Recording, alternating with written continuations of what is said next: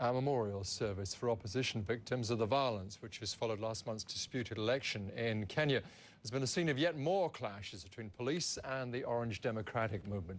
Tear gas was fired into the crowds of mourners when some stoned police vehicles.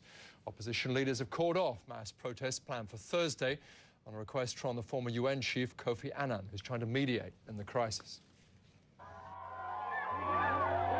More evidence of the violence that's torn Kenya apart over the last 3 weeks. People killed in a crackdown on protests against the disputed re-election of President Mwai Kibaki. Their family and friends struggling to come to terms with their deaths.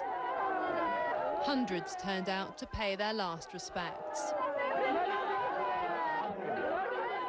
There were prayers and speeches by the opposition, who claim the presidential election was stolen from them.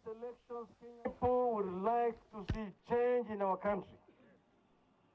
This clique has unleashed terror on our people.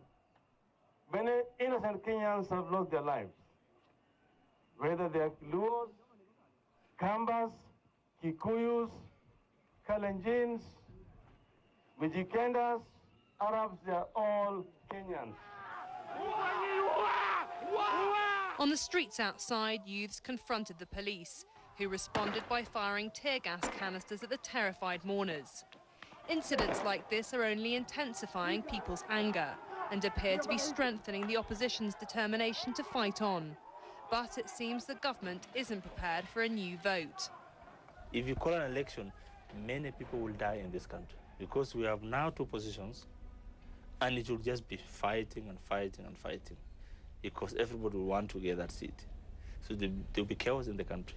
The best thing is just to dialogue and share within what is available amongst the two groups. The former UN Secretary-General Kofi Annan is in Nairobi leading an African Union delegation which includes the human rights activist Graça Machel and former Tanzanian President Benjamin Mkapa. They're holding separate meetings with both sides. The international community has been appealing to President Mwai Kibaki and the opposition leader Raila Odinga to hold urgent talks after 3 weeks of violence and unrest. So far, it seems their appeals have fallen on deaf ears. It's now down to Kofi Annan to try to bring these two sides together. He's got a tough job ahead. Amber Henshaw, BBC News, Nairobi.